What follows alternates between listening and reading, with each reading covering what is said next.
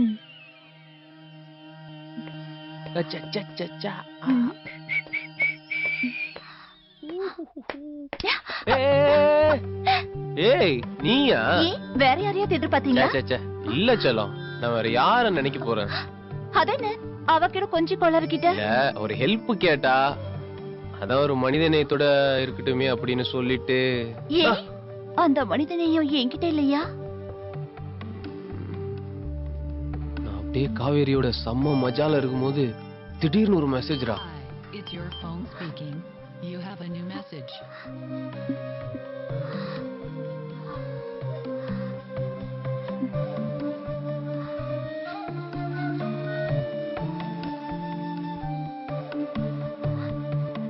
யாருன்னு பார்த்தா சௌந்தர்யா.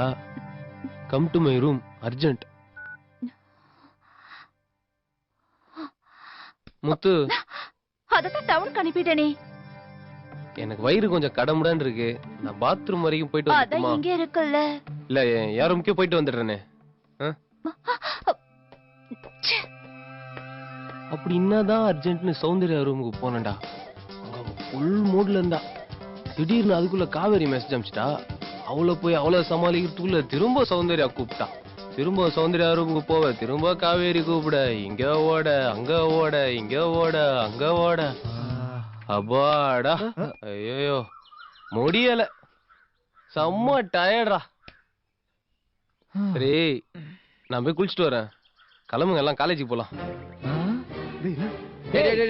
கொண்டு போடா. யூடியூப்ல சகிலா படம் பார்க்கும்போது ஷட் டவுன் ஆன மாதிரியே இருக்குடா.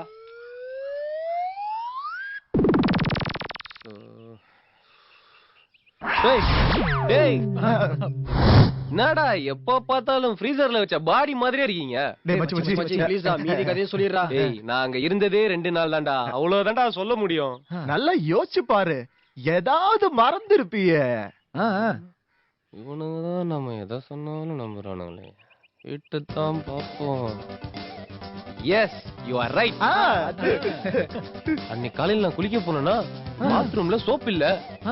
நான் காவேரி கிட்ட தான் கேட்டேன். ஆனா வந்தது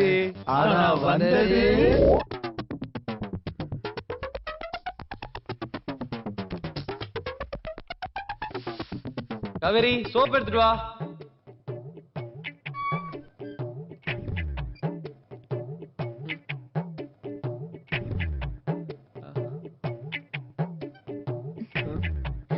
ஏய், நீயா?